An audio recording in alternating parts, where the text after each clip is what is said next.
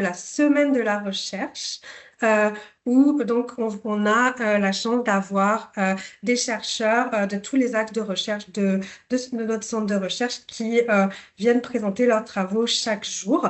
Euh, et donc aujourd'hui, en fait, on est réunis dans le cadre de la première partie de cette activité d'échange qui va se dérouler sur 2 jours et qui s'intitule La construction des collaborations intersectorielles et interaxes comme un levier d'action sociale et sanitaire.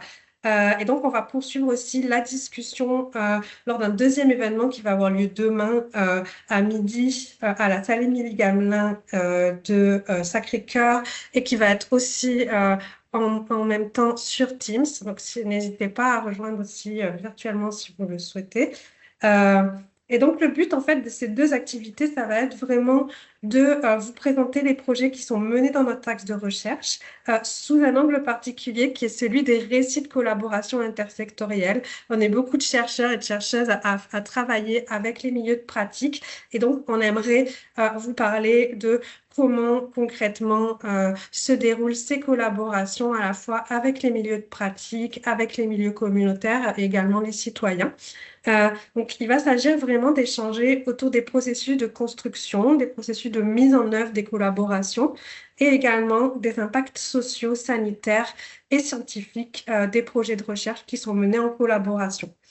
Et avant de laisser la parole à mes collègues, je précise que cet événement, il est aussi possible grâce à l'implication d'un comité d'organisation qui est composé de 3 chercheuses de notre axe de recherche. Premièrement, Jacqueline Schneider, qui a vraiment pris le lead de l'organisation de ces 2 journées, et également Emmanuelle Arpin, qui est présente ici aujourd'hui aussi, et moi-même, Lise Dacieux, qui faisons partie de ce comité. Donc, je passe tout de suite la parole à ma collègue pour un tour de table rapide avant de débuter les 2 présentations. Oui, merci. Bonjour. Alors, je m'appelle Emmanuelle Arpin et ça me fait plaisir d'être ici aujourd'hui avec mes collègues Jacqueline et Lise. Et encore une fois, merci surtout à Jacqueline qui a vraiment pris le lead de l'organisation de cet événement. Donc, moi, très rapidement, je vais juste prendre la parole pour présenter les chercheurs et les partenaires locaux qui vont présenter aujourd'hui. Donc, le premier duo, en fait, c'est Isabelle Ruellan. Elle est professeure adjointe à l'école de travail social à l'UQAM et chercheure régulière au Centre de recherche savoir partager du SUSNIM. Et elle va présenter avec Nancy Harvey, qui est organisatrice communautaire au SUSNIM. Après ce duo, on va ensuite entendre une deuxième présentation et ce sera en fait mené par Lise Dacieux, chercheuse d'établissement et chercheuse régulière au Centre de recherche savoir partager du SUSNIM et professeure associée à l'École de travail social de l'UQAM. Et Lise va présenter avec Valérie Jaudoin, chef de service médical en médecine en milieu carcéral, pardon, du SUSNIM. Donc, je laisse maintenant la parole à Isabelle et à Nancy. Oui, merci beaucoup, Emmanuel, Jacqueline, Élise, de rendre ce moment possible. Ça nous donne la possibilité de partager d'un projet qui nous tient à cœur. Puis, je laisserai en fait Nancy débuter. C'est comme ça qu'on a proposé d'organiser notre présentation aujourd'hui. J'enchaînerai par la suite. Alors, bonjour tout le monde. En fait, sous le conseil d'Isabelle, j'ai décidé de commencer la présentation en vous expliquant un peu rapidement qu'est-ce qu'était l'organisation communautaire, parce qu'on est toujours un peu la profession mal connue du réseau de la santé. Donc, juste pour vous dire, au SUSNIM, nous sommes, je pense, 27 organisateurs, organisatrices communautaires répartis là, dans les 6 quartiers qui composent le territoire du NIM. Donc, les grandes lignes là, du travail qu'on fait d'abord, c'est une intervention de soutien professionnel et d'influence dans les communautés.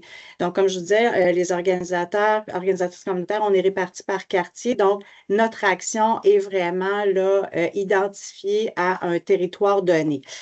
On s'adresse prioritairement aux communautés là, qui sont affectées par différentes inégalités, la marginalité, l'exclusion, puis toujours un travail dans une perspective là, de justice sociale.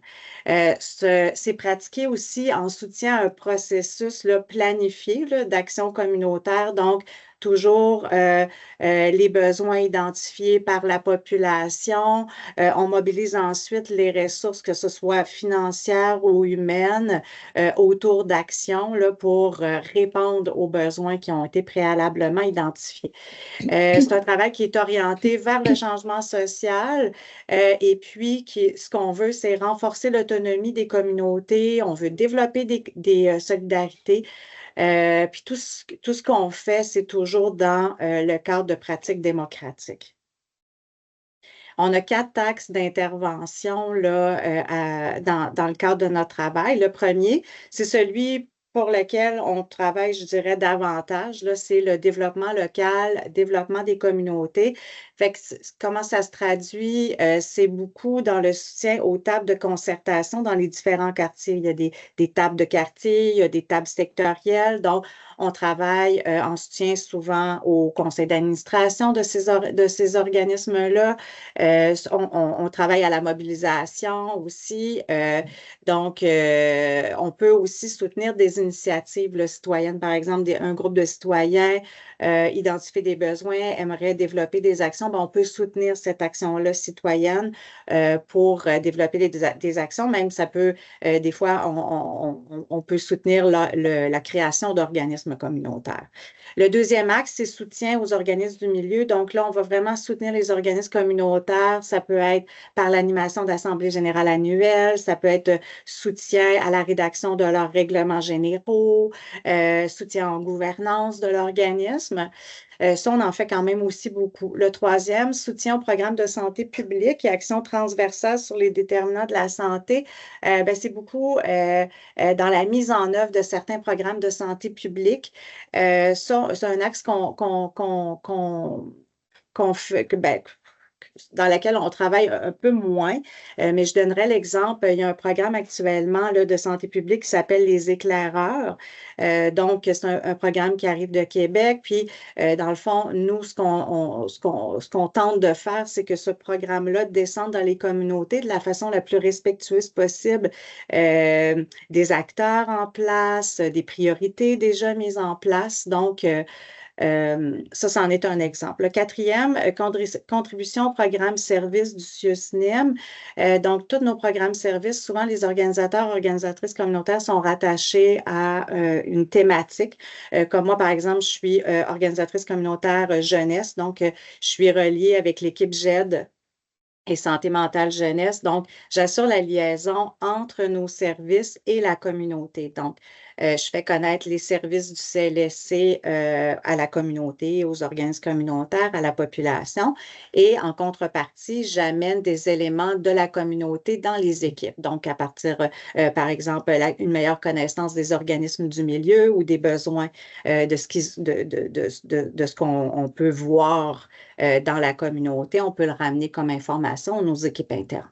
Donc, essentiellement, c'est le travail des organisatrices communautaires au CIUSNIM. Dans le fond, je vais raconter un petit peu la petite histoire de la recherche. C'est que le point de départ de notre travail de collaboration à Isabelle et moi a été une décision du CIUSNIM d'ouvrir un nouveau point de service du CLSC de Montréal-Nord dans le secteur nord-est du quartier. Dans le fond, le souhait, c'était de rapprocher la population de nos services de CLSC. C'est le nord-est du quartier, c'est une population qui a des grands besoins au niveau de la santé, et qui se méfient beaucoup des services des institutions. Donc, c'est une annonce qui a été faite il y a déjà plusieurs années et un projet sur lequel travaille le CIUS depuis. La population puis les groupes communautaires de Montréal-Nord déplorent depuis beaucoup d'années aussi le fait qu'il n'y avait pas beaucoup de services de santé sur le territoire et qu'il y avait énormément de barrières d'accès qui empêchaient la population d'avoir recours à ces services-là. Il y a plusieurs initiatives de santé de proximité qui ont déjà été initiées avec l'organisme Parole d'Exclus et le CIUSNIM. Donc, quand je suis arrivée dans le dossier et que le projet a démarré, avec ma chef de service, on a vu tout de suite qu'il y aurait vraiment une super belle occasion d'impliquer la population et les organismes du milieu là, dans la mise en œuvre de ce nouveau point de service-là. Donc, en lien avec mes 2 axes de travail dont je vous parlais tantôt, contribution au programme service et développement des communautés, les objectifs que je m'étais fixés alors, c'était essayer que le CIUS puisse offrir des services qui répondent au mieux et aux besoins et aux aspirations de la population nord-montréalaise. Je voulais impliquer les groupes communautaires et tous les acteurs déjà mobilisés sur la question d'accessibilité pour répondre à leurs revendications historiques. Et je voulais aussi impliquer la population dans une démarche de participation citoyenne. Alors, c'est à ce moment-là que j'ai interpellé Isabelle, que j'avais rencontrée quelques semaines avant pour regarder des résultats préliminaires d'une recherche qu'elle avait fait. Et je voyais qu'elle avait vraiment un curriculum qui démontrait une expertise sur la participation citoyenne. Puis moi, c'était moins mon champ parce que moi, je viens du milieu communautaire, je travaille plus avec les organismes communautaires que directement avec les citoyens et les citoyennes. Donc, je l'ai appelée pour lui demander si elle aimerait jouer un rôle conseil auprès de moi et de la démarche que j'avais envie d'entreprendre. Donc, puis, bon, ben, de fil en aiguille, en discutant, Isabelle était très enthousiaste, puis rapidement, elle a vu, dans le fond, l'intérêt, la possibilité de documenter, là, dans le fond, le processus qu'on allait mettre en place. Donc, elle a vu une opportunité de recherche. Donc, voilà, c'est comme ça que la petite histoire a commencé. Merci beaucoup, Nancy. Puis oui, c'est vraiment, je pense, super important de faire valoir là, le rôle central que les organisatrices et organisateurs, mais c'est souvent triste, jouent au CIUS et dans les CIUS. Donc, merci vraiment d'avoir pris le temps de bien expliquer ton rôle. Et c'est donc dans ce contexte qu'avec cette sensibilité là, donc, de Nancy et de beaucoup d'organisatrices communautaires envers la recherche puis le rôle d'appui, de conseil qu'on peut jouer, que je me suis impliquée dans le projet. Et on a décidé d'aller de l'avant, rédiger une demande puis aller chercher du soutien pour documenter l'initiative en cours, là, donc d'implication communautaire et citoyenne qui a pris la forme de ce qu'ils ont nommé le comité consultation. Donc, la recherche qu'on a menée, qui est encore en cours aujourd'hui, avait vraiment comme objectif d'avoir une démarche partenariale. Et pour ce faire, on est allé chercher l'appui, puis on a été à l'écoute des besoins de la table de quartier de Montréal-Nord, qui représente là, une pluralité d'organismes communautaires du territoire dans lequel allait s'implanter le CLSC, qui est sur le point de s'ouvrir là, dans le nord-est de Montréal-Nord.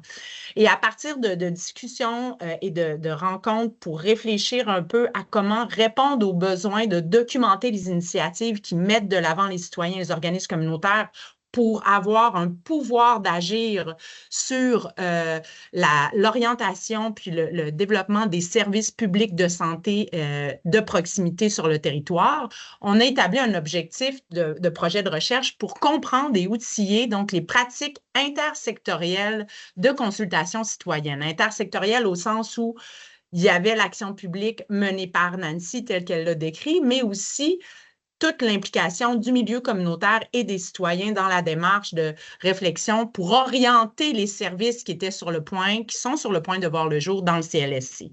Donc, plus spécifiquement, on cherche à identifier les conditions d'émergence des pratiques intersectorielles de consultation citoyenne. Donc, comment les organismes communautaires et Nancy, là, qui porte pas nécessairement le CIUS, mais son action est impliquée dans le réseau public, comment ces deux acteurs-là se mettent ensemble pour établir un dialogue avec les citoyens, de décrire les pratiques qu'ils mettent en œuvre au quotidien dans cette démarche-là qui a presque 2 ans maintenant, et de comprendre les impacts de ces pratiques-là sur l'organisation des services de santé de proximité comme tels qui sont sur le point de voir le jour dans le CLSC, comme je l'ai dit.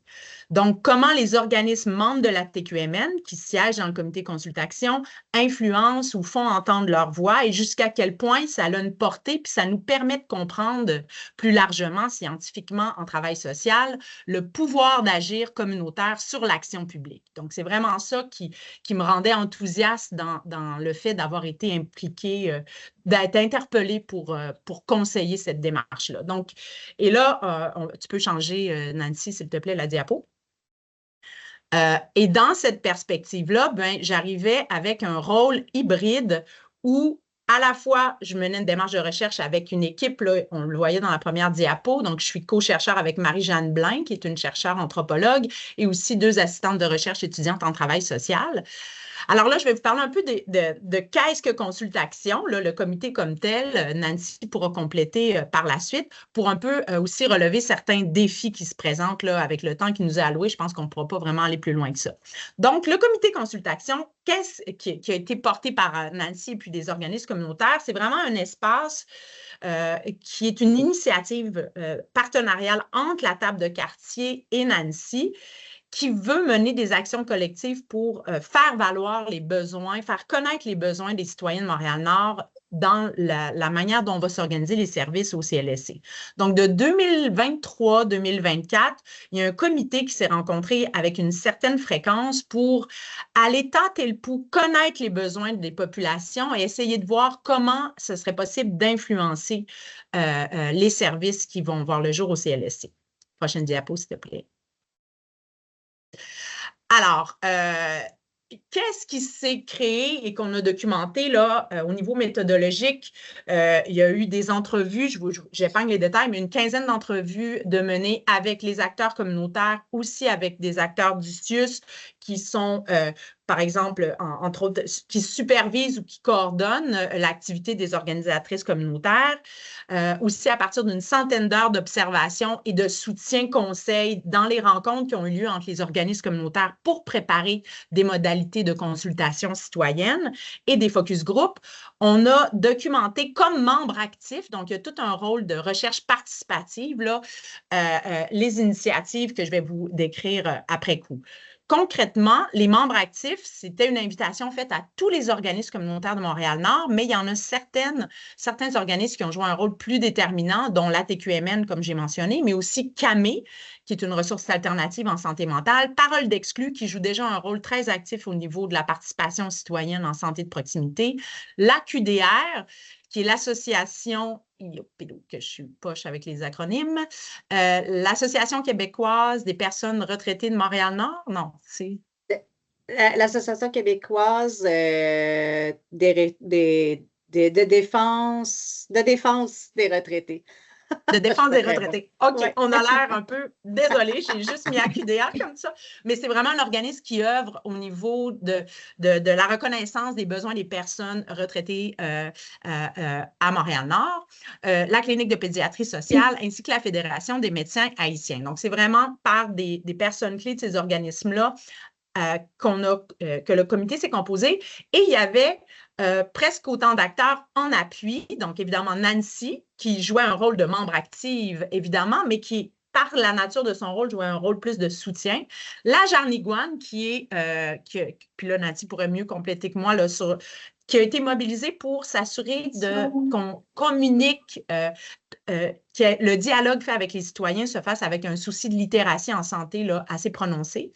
Et moi, qui était quand même une membre active, qui donnait des fois mon opinion, qui sortait un peu de son rôle de chercheur. J'en parle au passé, mais ça continue d'être au cœur de nos réflexions. Des fois, qui prend trop de place en parlant, qui doit être recentré dans ma perspective parce que le rythme de la recherche ne correspond pas nécessairement au rythme de l'avancement de l'activité quotidienne du comité consultation. Donc, on est dans ce beau jeu ensemble là, depuis déjà une bonne année. peut-être tu peux aller à la prochaine diapo pour que je cible déjà les actions pour vous illustrer un peu qu'est-ce qui a été mis en place là, à ce jour. Une action phare qui a été portée, ça a été, puis ça c'est vraiment l'aboutissement de toute une démarche de consultation citoyenne qui a permis de cibler 4 grandes priorités pour influencer et pour présenter je dirais une proposition concrète aux gestionnaires impliqués dans l'organisation des services au CLSC du Nord-Est du Montréal-Nord, dont le nom est Marianne Sabat, qui est une actrice clé là, dans l'organisation des services. Ces 5 priorités-là qui ont été ciblées par le comité consultation, qui ont mis en dialogue dans une rencontre officielle organisée par Nancy pour vraiment essayer d'influencer et de prioriser des stratégies d'influence au CLSC qui sont énumérées ici en bleu. Là, donc, autant au niveau de l'accueil et de l'accompagnement, de la signalétique dans les affiches, puis la façon de s'adresser, de symboliser aussi les ressources disponibles, dans le recrutement et la formation du personnel et des adjoints administratifs. On voulait aussi, je parle au « on », là, donc déjà le chapeau, ça en dit long sur le chercheur, mais au niveau de l'implication citoyenne, donc jusqu'à quel point c'est possible de créer des assemblées de prise de décision collective avec les personnes concernées par les services sur le territoire et finalement, au niveau des modalités de gouvernance au CLSC. Donc ça, c'était la proposition qui a été formulée par les organismes communautaires en dialogue avec Marianne, par une médiation avec Nancy. Oui, la main levée de Jacqueline me dit que la fée Clochette, il nous reste 3 minutes selon mes calculs. Oui, est-ce que ça se peut? 3 minutes, okay. C'est parfait. C'est bon, OK, merci. Autre événement clé, ça c'est juste pour vous illustrer un peu l'ensemble des activités qu'on a documentées. C'est une assemblée citoyenne, une rencontre citoyenne, surtout portée par l'organisme Parole d'Exclus, mais auquel s'est adjoint d'autres citoyens des autres organismes, où on a demandé l'avis aux personnes sur comment ils veulent faire valoir leurs besoins puis influencer l'orientation des services au CLSC au nord-est de Montréal-Nord. Et il y a différents points qu'on peut voir en bleu sur ce qui caractérisait leurs intérêts et leurs souhaits qui ont ressorti de cette assemblée, quand même composée de 45 citoyens qui se sont présentés pour faire valoir leurs voix, leurs besoins et leurs droits en termes de santé de proximité.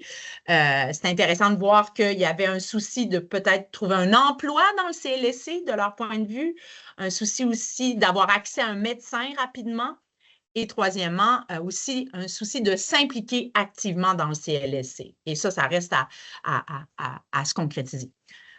Fée Clochette, merci. Donc, ce qui est en train de ressortir, puis on est en train de valider ça avec un dernier focus group qui va avoir lieu en janvier, c'est vraiment l'émergence d'un modèle de dialogue citoyen communautaire qui est en train déjà de prendre place par ces initiatives-là en amont avec le comité consultation. Où des organismes communautaires, oui, représentés par la TQMN, mais aussi qui font entendre leur voix singulière, en soutien avec l'organisatrice communautaire qui ne porte pas le CIUS sur ses épaules, là, pourra, dans la discussion, faire valoir cette position, j'imagine mieux que moi, mais qui est quand même, qui rend l'échange et la collaboration intersectorielle parce qu'on est dans un milieu public versus le milieu communautaire. Alors, c'est un modèle de dialogue qui, oui, fait valoir la voix du communautaire, mais aussi qui permet un autre pont de dialogue avec les personnes concernées et les citoyens. Donc, dans cette interface à 3 paliers, 3 filtres qu'on pourrait dire, donc citoyen, organisme, consultation, organisme communautaire, mais aussi avec les gestionnaires du CLSC, on a un modèle de dialogue en train de se faire en cours de chemin vers une démocratisation potentielle du CLSC Montréal-Nord. Et l'intention, en fait, de la recherche qui va se continuer, là, c'est de documenter finalement l'initiative jusqu'au bon port de peut-être un nouveau modèle de dialogue pérenne entre le CLSC, les organismes communautaires et les citoyens. Donc, la grande question, c'est comment pérenniser ce modèle consultation en devenir qu'on est en train encore de finaliser dans la documentation de cette expérience-là qui dure depuis 2023. Mais ce qu'on peut ressortir déjà, c'est que c'est vraiment un vecteur de partage d'informations des services et de la modalité CLSC Nord-Est qui est en train de voir le jour. C'est aussi un levier pour développer la compréhension commune des écarts entre les besoins de la communauté et l'offre de services comme telle, mais c'est aussi des espaces en train de se faire pour co-construire des actions concertées en vue de réduire cet écart. Puis l'adéquation, donc comme l'objectif principal de la démarche de Nancy le mentionnait au départ, que cet écart entre les besoins puis la réalité des services puisse se réduire, puis qu'on réponde finalement aux besoins de santé de ces personnes qui ont un scepticisme souvent bien fondé là, des institutions qui reproduisent des inégalités. Voilà. Merci beaucoup, Isabelle. Merci beaucoup, Nancy, pour cette présentation. On va laisser la période des questions pour la fin.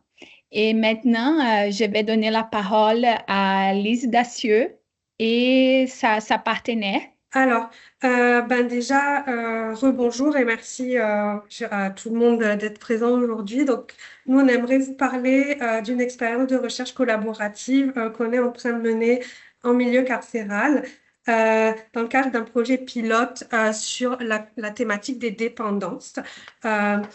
Et donc, je vais tout de suite démarrer. Donc, comment on va... de quoi on va vous parler aujourd'hui? Tout d'abord, on va vous présenter les enjeux qui sont à l'origine un petit peu de ce projet de recherche qui ont motivé la collaboration et la mise en œuvre d'une recherche. Ensuite, on va vous parler de comment on a fait converger une demande clinique avec un questionnement en recherche et également tout le processus collaboratif par lequel on a défini des objectifs et une méthodologie pour le projet. Et enfin, on va revenir sur les impacts cliniques, sociaux et scientifiques qu'on attend de cette initiative-là. Donc, Valérie, je vais te laisser la parole pour la question des enjeux. Oui. Je ne sais pas si vous me voyez parce que j'ai vraiment des enjeux de caméra, mais en tout cas, je pense que vous m'entendez. Ça va être l'essentiel. Bonjour, moi je suis Dr Valérie Jaudoin. Je travaille à la détention de Montréal, à l'établissement de détention de Montréal. Depuis maintenant 2 ans et demi. En fait, pour ceux qui ne savaient pas un peu comment ça fonctionne, là, le service de santé des détentions à travers le Québec relevait depuis toujours du ministère de la Sécurité publique. Et comme la plupart des pays industrialisés, on a transféré progressivement les services de santé vers le ministère de la Santé. D'ailleurs, les soins mondialement se sont améliorés depuis que les gens ont commencé à transférer les services de santé vers les ministères de la Santé plutôt que les ministères de la Sécurité publique. Et nous, sur le territoire de Montréal, sur le territoire du CIUS du Nord, on a 2 détentions, soit Rivière-des-Prairies et Montréal, et qu'on appelle Bordeaux. Donc, ce transfert a été complété en avril 2022. C'est à ce moment-là que moi, je suis arrivée. C'est une clientèle hautement vulnérable. En fait, je pense qu'on a les gens les plus malades de la société qui transitent par chez nous. Bordeaux, c'est la 2e plus grosse prison au Canada. Nettement la plus grosse au Québec. On a annuellement 8000 personnes qui passent par chez nous, donc ça fait à peu près entre 20 et 30 admissions par jour, autant de départs. Puis quotidiennement, c'est 1400, 1500 détenus qui sont quotidiennement à Bordeaux. Là-dessus, il y a un taux de consommation, en fait, au sein de la population judiciarisée qui est disproportionnellement élevé, tout comme les enjeux de santé mentale d'ailleurs. Mais ce qui est une des choses qui est inquiétante dans ça, c'est un bon moment d'intervention. En fait, les gens arrivent chez nous puis sont ouverts à se faire aider, demandent de l'aide. Mais ce qu'on sait aussi, c'est que le risque de surdose et de décès par intoxication aux opiacés post-détention est extrêmement élevé. En fait, les études du coroner, la dernière qui a été faite, toutes les études que je peux faire référence, ce sont tous des études qui n'ont pas été faites au Québec parce qu'il n'y a à peu près pas d'études qui ont été faites. Ce n'est pas un lieu de recherche, les détentions provinciales au Québec, malheureusement.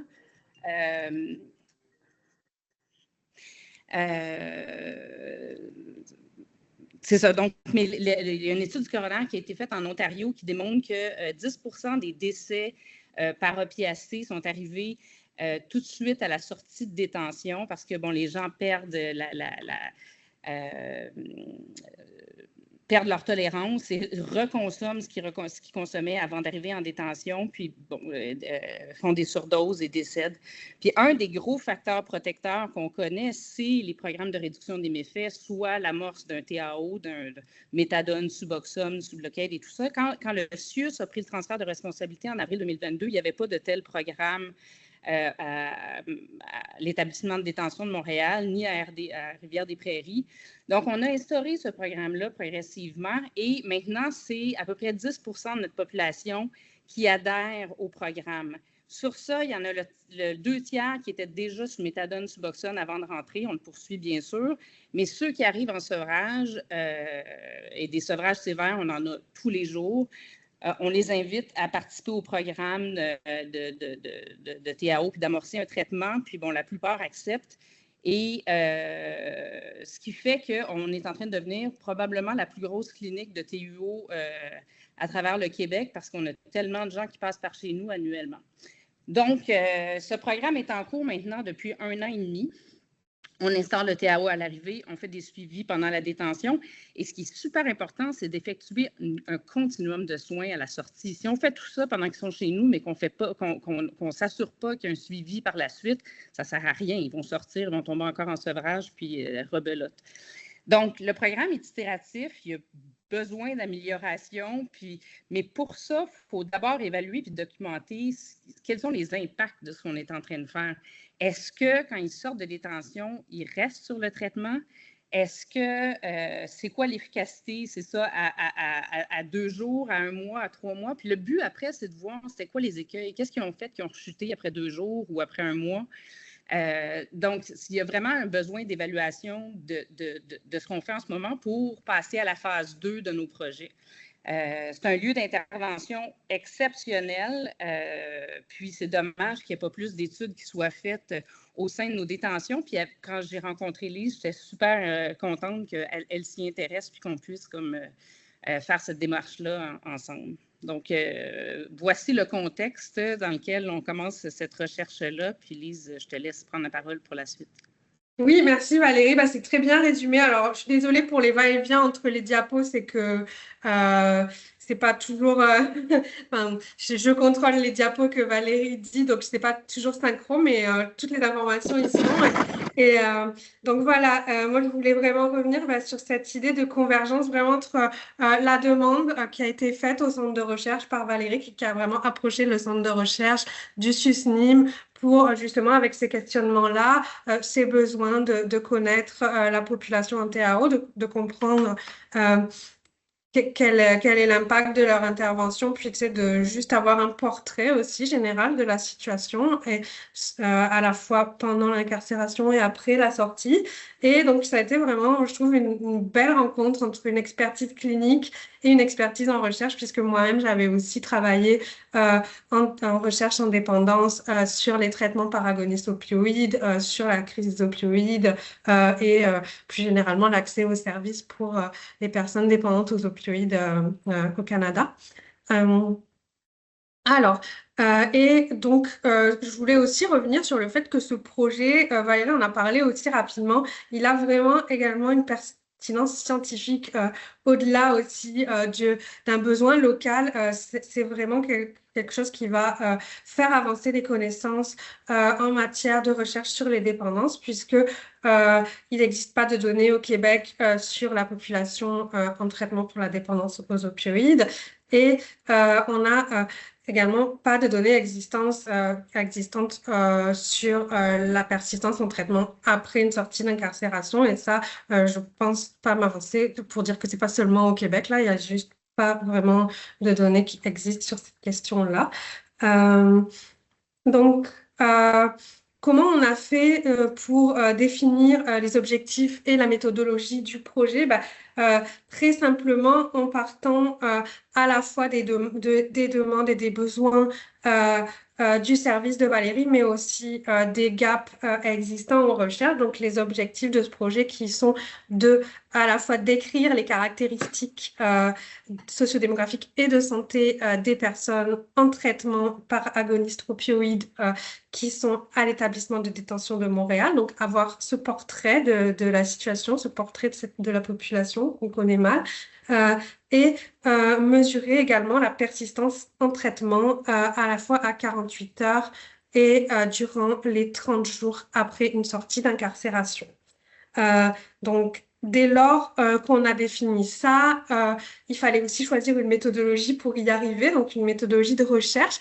Et il y avait, je pense, une demande importante d'avoir des données quantitatives, des données chiffrées, à la fois pour soutenir la pratique, puisque justement, avoir un portrait plus général, c'est aussi un point de vue différent de ce qu'on peut voir quand on est clinicien, donc prendre un peu du recul par rapport à ça, et également montrer l'importance et l'ampleur du problème, parce qu'on sait le pouvoir des chiffres, entre guillemets, c'est quand même important aussi, ça peut appuyer aussi un argumentaire, etc., pour faire valoir il faut vraiment accorder l'attention à cette population carcérale qui est souvent un peu oubliée aussi des politiques de santé.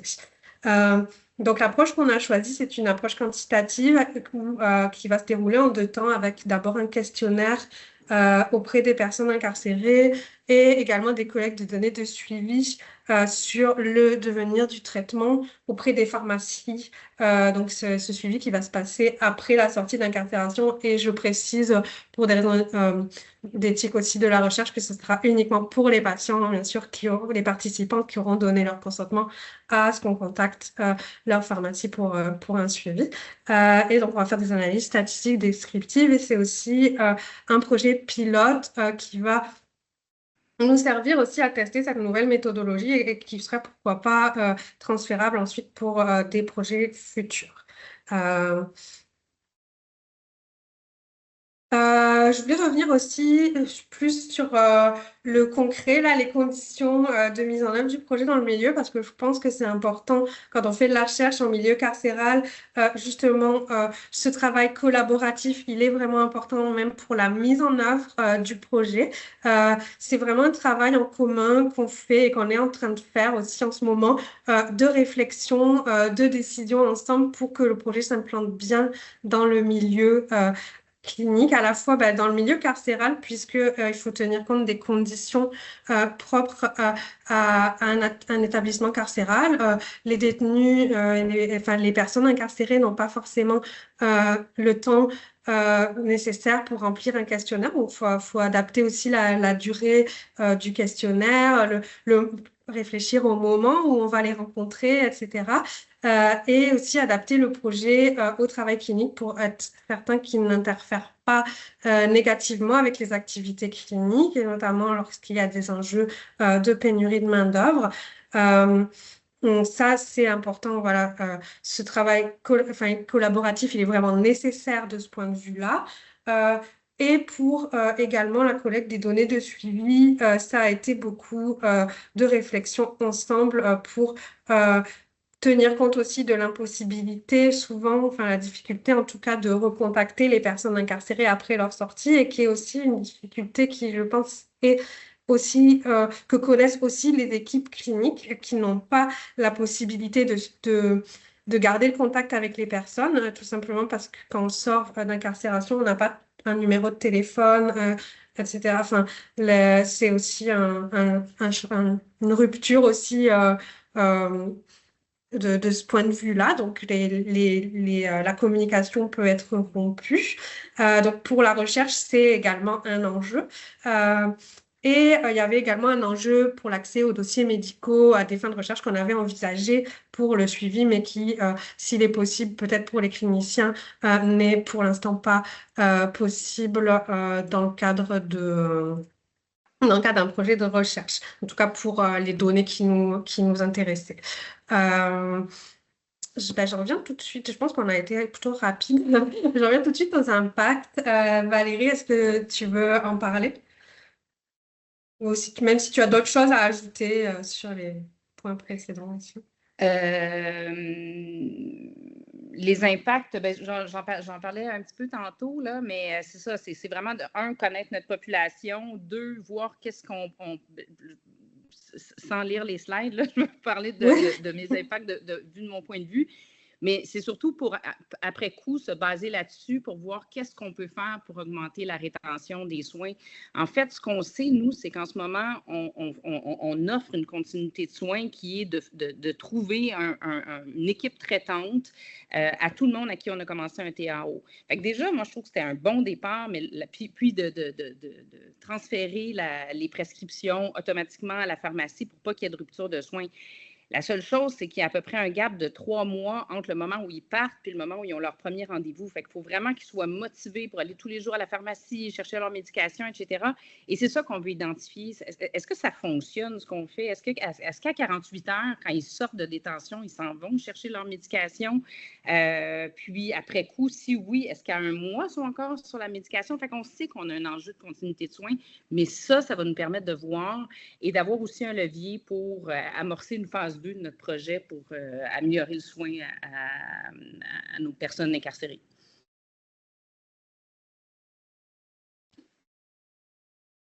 Je ne sais pas, Lise, si tu avais d'autres choses à rajouter par rapport à ça. OK. 5 minutes. Il reste 5 minutes, c'est parfait. Je pense qu'on n'en a même pas. On va être largement dans les temps. Donc, moi, je voudrais terminer sur les impacts en termes d'avancée de connaissances qui sont plutôt mon volet, moi, en tant que chercheuse. Donc, je pense que ça va être un projet, quand on aura des résultats, qui va vraiment représenter une avancée des connaissances importantes en termes de recherche sur les dépendances. Donc, puisque c'est la première étude sur les traitements paragonistes opioïdes en milieu carcéral au Québec. Une avancée méthodologique aussi, je trouve, parce que cette méthodologie qu'on est en train d'élaborer dans le cadre de ce projet pilote, elle pourrait être transférable aussi à d'autres problématiques de santé qui sont vécues par la population carcérale, et notamment les maladies chroniques ou d'autres problématiques où il y a une prise de médicaments et des enjeux aussi de relais à la sortie d'incarcération. Et des perspectives de prolongement du projet qui serait, je pense, intéressant d'utiliser des méthodes mixtes et de se donner les moyens ensuite de suivre les personnes après leur sortie et donc pour étudier leur trajectoire de traitement. Ça pourrait être une possibilité par la suite s'il y a des prolongements de ce projet-là. Comme autre prolongement, Lise, ouais. On a eu un financement du ministère pour développer notre projet, mais le temps de tout mettre ça en place et tout ça, ça va être intéressant de voir où est-ce que ça, si on fait une étude en deux volets, c'est-à-dire que maintenant on regarde c'est quoi l'état des lieux, quel est l'impact qu'on est capable d'avoir sur cette population-là. Dans un deuxième temps, avec plus de sous, c'est sûr qu'on peut faire plus de choses, mais de valider est-ce que ça a fonctionné, ce qu'on est en train de développer, etc. Donc, ça aussi, c'est une perspective en deuxième temps de notre projet. Oui, tout à fait. Ouais, pour que ce soit clair pour tout le monde. Enfin, là, on parle du projet clinique, enfin de projet d'amélioration ou d'instauration de nouveaux services cliniques. Et donc, ce projet de recherche va pouvoir aussi accompagner ce changement, puis pouvoir peut-être avoir un point de comparaison aussi sur ce côté-là. Ouais. Et donc, pour conclure, je voulais juste faire du pouce là, vraiment souligner l'importance, en tout cas dans ce projet, de l'approche collaborative à chaque étape, depuis le développement des objectifs, la collecte des données dont on a parlé, et ça va être aussi très important dans l'interprétation des résultats, justement, quel sens leur donner, quelles conclusions on en tire aussi pour la pratique, comment ces résultats vont se traduire aussi en changement dans les services, etc. Et ensuite pour la mobilisation et l'utilisation des connaissances, donc qui va se faire aussi en collaboration. Donc, je vous remercie tout le monde. Vous pouvez nous écrire si vous avez des questions sur le projet. Et je profite aussi pour remercier la direction de la recherche et de l'innovation du SUSNIM pour le soutien qui a été apporté à ce projet-là. Bon, merci beaucoup, Valérie et Elise, pour cette présentation. Mais merci à toutes les 4 présentations. C'était vraiment de belles présentations, très éclairantes, que nous, en tout cas, moi, j'ai appris plus sur les projets de notre axe de recherche. Et là, pour ne pas prendre trop de temps, on va passer directement à la période de questions. Et on va voir, il y a déjà quelqu'un, je pense. Oui, Janine. Oui, bonjour. Merci Bonjour. pour cette conférence. Je suis Janine, je suis infirmière clinicienne assistante du supérieur immédiat dans l'équipe de santé publique locale. Donc, Nancy et moi, on travaille ensemble et j'étais contente de dire oui à cette conférence-là, mais j'ai une question pour le médecin, Dr. Valérie. Si j'ai bien compris, lorsque les gens sortent du carcéral, la prescription va directement à la pharmacie pour qu'ils puissent avoir une continuité. Par contre, pour le rendez-vous avec le médecin, est-ce qu'il y a déjà une équipe qui est déjà prévue, puis qu'on envoie le nom de la personne pour qu'on lui donne un rendez-vous de suivi? Je Oui, n'ai pas très en bien fait, notre compris. enjeu, j'ai travaillé aussi à la détention de Saint-Jérôme. C'était beaucoup plus simple parce que les gens qui sont en détention à Saint-Jérôme, souvent, ils habitent autour de Saint-Jérôme. On n'a pas des gens qui nous arrivent de la Gaspésie et tout ça. Alors qu'à Bordeaux, c'est totalement l'inverse. Il y a des gens qui viennent de partout au Québec. Fait que leur trouver un médecin à Chibougamau, ça devenait extrêmement difficile. Fait qu'on a fait une liaison avec le CRAN. Qui relève du CIUS du Centre-Sud. Et il y a un infirmier pivot au CRAN qui a accepté de faire ce travail-là pour nous. Donc, nous, dès qu'on a un patient qui n'était pas déjà sous TAO, donc qui n'avait pas déjà son équipe traitante, d'emblée, il y a un consentement de soins, etc. Et on communique avec cet infirmier pivot-là les informations et lui va s'organiser avec les CRD de chacun des CRD pour lui trouver un rendez-vous. Et là, c'est ça qui arrive. Nous, on fait des prescriptions. Moi, dépendamment des régions, je fais une prescription pour 4-5 mois. Des fois, ils ont des rendez-vous après 2 mois, mais ça dépend des régions. Il y a des régions où c'est beaucoup plus long d'avoir des rendez-vous. À Montréal, ça va mieux qu'ailleurs, mais c'est très variable. Mais la façon qu'on a trouvé que ça fonctionne, c'est celle-ci. L'enjeu de tout ça, c'est le délai de prise en charge à la sortie, alors qu'on sait qu'ils sont ostracisés, qu'ils vivent des stresseurs incroyables, qui ne doivent pas retourner dans leur routine antérieure, mais c'est ce qu'il faudrait. Puis moi, ce que je voudrais qu'on instaure, c'est une clinique virtuelle. Ils nous connaissent, ils connaissent la travailleuse sociale, ils connaissent l'infirmière sur place. Que du moment où ils partent, pour moi, le milieu correctionnel, c'est plus large que le milieu carcéral, les 4 murs de la prison. Le milieu correctionnel, ça inclut le pré, mais le post-carcéral dans la prise en charge et la continuité des soins. Et si on pouvait leur offrir ce service-là, qui serait une ligne téléphonique, où on les connaît, on garde le contact avec eux jusqu'à temps qu'il y ait une prise en charge par une équipe de soins. Ça serait pour moi l'idéal de ce qu'on pourrait faire. Mais pour l'instant, ce qu'on fait, c'est déjà, je suis très reconnaissante de l'équipe du CRAN d'avoir accepté de faire ça pour nous, mais c'est ce qui existe. C'est déjà un bon début, donc merci beaucoup parce que c'est sûr qu'avec une clinique virtuelle, le lien de confiance aussi qui s'établit, qui fait qu'on peut quand même plus soutenir la personne parce que sinon, tomber entre 2 chaises, là, ça ne marche pas. Là. Puis la personne qui sort, qui après 2 semaines fait une rechute, ça dure 2-3 jours. Puis moi, je les sais parce qu'ils reviennent, ces patients-là. Il y en a plusieurs, c'est des portes tournantes. Fait qu'ils m'expliquent qu'est-ce qui s'est passé. J'ai rechuté, j'ai regretté, j'ai voulu retourner sur mon traitement. Mais là, je n'avais plus accès au traitement parce que j'avais arrêté pendant plus de 3 jours. Puis là, ils vont dans les urgences, les gens n'acceptent pas de leur prescrire, etc. Puis c'est fini, ils sont retombés. Alors que s'ils m'appelaient, puis que moi, je pouvais faire une intervention avec eux, bien là, on reprend. C'est pas grave, ça arrive, on reprend jusqu'à temps que vous ayez un rendez-vous, puis une prise en charge avec une équipe, etc. Donc, voilà. Mais pour l'instant, ça n'existe pas. Merci. Merci à la question et aux réponses. Est-ce qu'on a d'autres? Je vois qu'il y a une question au chat. Je pense que c'est pour Isabelle et Nancy. C'était écrit, je me demandais s'il y avait une ouverture afin d'assister à une table de concertation. je serai IPSPL au CLSC Montréal, NE. Je pense que c'est le CLSC Montréal du secteur nord-est et je trouverai utile de rencontrer les organismes du secteur afin de mieux cerner nos possibilités d'implication et de collaboration. Alors, la question, c'est, est-ce que je me demandais s'il y a une ouverture pour assister à une table de concertation? C'est quoi IPSL?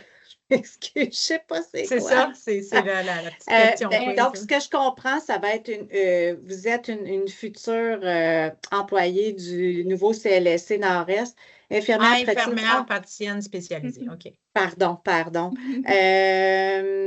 En fait, je pense qu'il y a de l'ouverture à tout. Ce serait peut-être de s'asseoir ensemble pour voir c'est quoi ce qui serait le plus pertinent, intéressant pour vous et pour les besoins de la table. Et j'ai vraiment une volonté à ce qu'il puisse avoir un dialogue, non seulement avec Marianne, qui est la coordonnatrice du nouveau CLSC, mais éventuellement les travailleurs, les travailleuses aussi. Là, fait que je ne sais pas c'est quoi la meilleure modalité, mais c'est certain là, que ce serait vraiment intéressant qu'on puisse organiser une telle participation.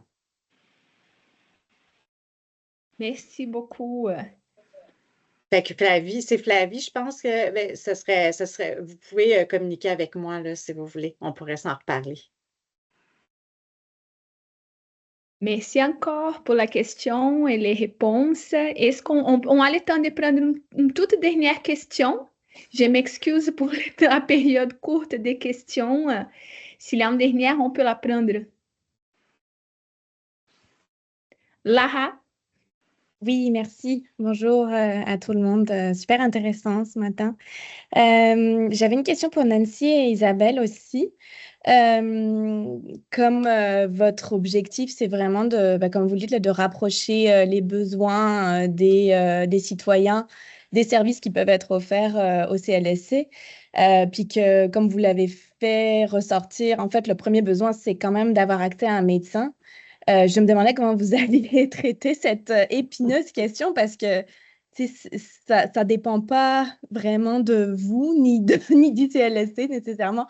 Donc, je voulais juste vous entendre là-dessus. Puis, comment vous espérez, c'est ça, apporter des réponses satisfaisantes aux citoyens dans ce cas-là? Si je peux commencer, peut-être Nancy, tu compléteras. C'est fascinant comment, pour avoir documenté même quand j'étais au postdoc, notamment avec les initiatives de parole d'exclus, espace santé citoyen, des réflexions qu'on a là, avec des personnes très éloignées des services, souvent, c'est ça, c'est qui ont, par la littératie en santé ou par la compréhension de l'organisation des services, puis par leurs besoins clairs, c'est qu'on veut un médecin maintenant à côté nous, avec ça, puis un médecin, ils ont une idée très claire de ce que c'est, etc., etc. Mais ce que je serais portée à dire, c'est que c'est un peu là, le leitmotiv, puis un peu les avancées en recherche que j'essaye de mettre de l'avant, mais c'est que l'espace de dialogue inter-organismes avec les citoyens dans des espaces comme les cafés-rencontres à Camé au niveau des ressources alternatives en santé mentale ou dans l'assemblée de cuisine, de parole d'exclus, de mettre en dialogue avec les professionnels de la santé ou des organismes communautaires ou des intervenants, les citoyens, pour comprendre qu'est-ce que c'est la santé de proximité, ça amène aussi à une ouverture, à voir la santé autrement que par la figure du médecin en sarrau qui va être une figure souvent d'autorité qui porte la vérité, qui est la vision qu'on va avoir comme ressource quand on pense à la santé du point de vue de certaines personnes concernées. Donc, comme tout un dialogue qui permet de transformer la vision par rapport à ça, puis c'est plus dans ce sens-là que je pense qu'on va œuvrer que de pouvoir, avec une baguette magique, faire descendre plein de médecins au nord-est de Montréal-Nord au CLSC plus qu'ailleurs. Ça, c'est certain. Mais il y a comme une transformation au niveau de la littératie, puis de la conception, puis aussi de la vision du droit à la santé qui se dégage de ces rencontres-là, qui est hyper prometteur, là. Moi, je pourrais rajouter, en fait, on ne l'a pas nommé, mais dans le projet de nouveau CLSC, dans le même bâtiment, il y a un GMFU aussi qui projette d'ouvrir, là. Donc, il y a un assez gros GMFU. Effectivement, il y aura pas plus ça va être la même liste d'attente pour un médecin de famille, mais quand même, on essaie de réfléchir à une réponse plus rapide, pas en ayant un médecin de famille nécessairement, mais d'essayer de réfléchir les services autrement pour pouvoir offrir une réponse plus rapide. Ça reste à développer au niveau du médecin. On le réfléchit vraiment au niveau CLSC, mais au niveau des médecins, on y réfléchit encore. L'autre chose, en donnant la voix à des citoyens, des citoyennes sur leurs besoins, puis en ayant une figure d'autorité de l'institution, du CLSC, être présent pour écouter, ben, c'est déjà une réponse, c'est déjà une occasion pour les gens de s'exprimer, d'être entendus et puis de donner de l'information aussi aux citoyens et citoyennes parce que souvent, c'est une grosse machine, on ne la comprend pas trop, on est insatisfait, mais c'est des occasions pédagogiques aussi là, qu'on peut avoir auprès de la population. Bon, merci beaucoup encore. Mais on doit terminer. Mais par contre, je me redemande, je l'avais une question qui était là dès le départ. Je me voir si la personne est toujours là, parce que je pense que je ne vais pas me sentir bien si elle parle alors qu'elle avait une question dès le départ. Est-ce que Renelson Piberger est là? Il est parti déjà? Bon. Ah, bon, mais je pense que oui. Bon, mais nous avons eu beaucoup de réactions dans les chats. Je pense que vos présentations ont été vraiment très éclairantes pour qu'on puisse mieux connaître notre axe, mais surtout les projets qu'on développe et aussi l'importance des collaborations qui permettent qu'on travaille sur ces enjeux qui sont aussi importants comme vous avez bien nommé. Mais avant de finir, j'aimerais remercier encore toutes les présentatrices pour avoir pris le temps, se préparer, se concerter. Je sais que ce n'est pas toujours facile de se rencontrer pour pouvoir discuter d'une présentation. J'espère que ça a pu aussi vous aider aussi à continuer à réfléchir sur votre projet, sur votre relation de partenariat. Et aussi, j'aimerais remercier Rebecca Myrtil, qui nous a soutenus et nous a incités tout au long de la démarche. Et aussi, mais pour finir, après, je vais donner la parole à Lise Emmanuel, mais j'aimerais vous inviter demain à midi, aussi en virtuel, mais à la salle Émile Gamelin, à l'hôpital Sacré-Cœur. Et je laisse la parole à Lise Emmanuel. De mon côté, je pense que Jacqueline a tout dit. Juste encore une fois, vous remercier pour ces belles présentations très éclairantes. Merci aussi pour votre participation active aussi dans le chat et aussi avec vos questions. Et un plaisir de vous revoir en personne et virtuel demain aussi pour la deuxième partie. Ben, même chose, merci à tous et à toutes pour votre présence, pour les échanges. Je trouve que j'ai appris beaucoup et je suis très contente que cet événement ait pu avoir lieu. Puis c'est aussi grâce à toutes les personnes qui sont venues, qui ont répondu présentes sur cette rencontre sur Teams. Donc merci à tous et à toutes et bonne journée. Merci beaucoup. À Merci demain. beaucoup pour les questions. Merci aux trois organisatrices. C'est super. À demain pour les personnes qui peuvent y être. Au revoir. Au revoir.